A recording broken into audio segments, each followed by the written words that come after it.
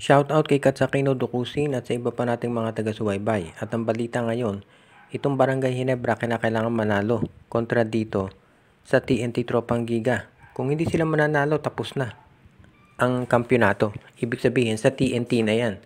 So kung ikaw ang Barangay Hinebra, dapat gawin mo na ang lahat para masiguro na ikaw ay mananalo dito sa Game 6. Sa ngayon, itong Barangay Hinebra, alam natin na maraming mga injured players.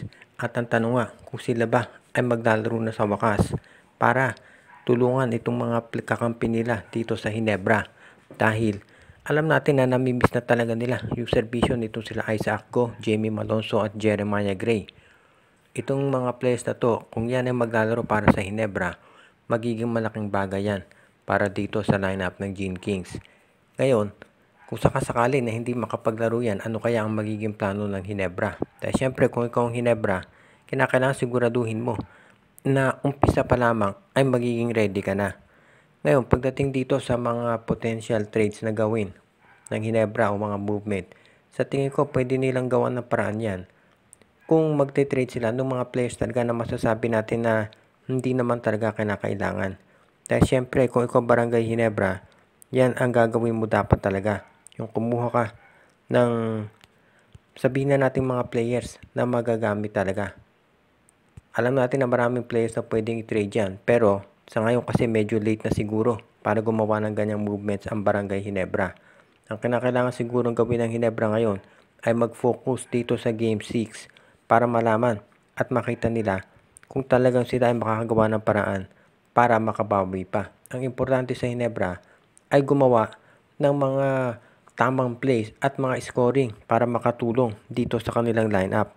Sa tingin ko ngayon itong Barangay Hinebra, ang pwede nilang gawin dyan ay idagdag yung mga scorers nila. At syempre bigyan ng mas maraming plays itong sila Justin Brownlee, Stephen Holt at Maverick Hanmisi.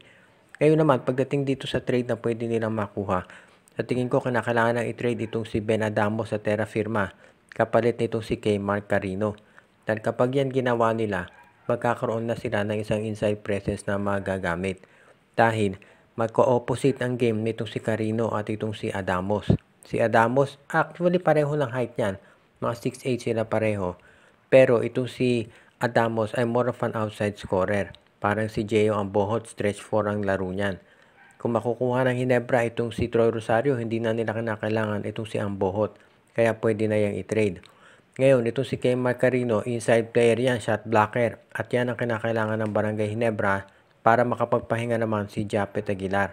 Kaya sa tingin ko yan ang talaga ang pwedeng gawin ng Hinebra. I-trade na itong si Ben Adamos para dito kay Marcarino.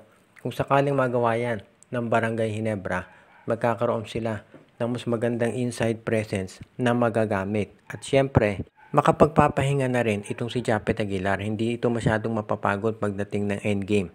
At yan ang importante para dito sa Barangay Hinebra. Sa tingin ko gagawin ng Hinebra ang lahat para makuha itong si Kay Marcarino. At yan naman talaga ang kinakailangan nila para maging solid yung kanilang lineup.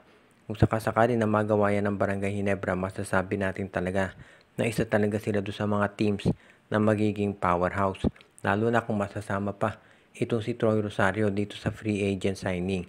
Ngayon, kung yan nga ang mangyari, dito natin talaga makikita na itong si Troy Rosario, magiging magandang addition din yan. Kaya kung Rosario at kay Marcarino makukuha ng Hinebra, para naka-jackpot si Coach Tim Cone.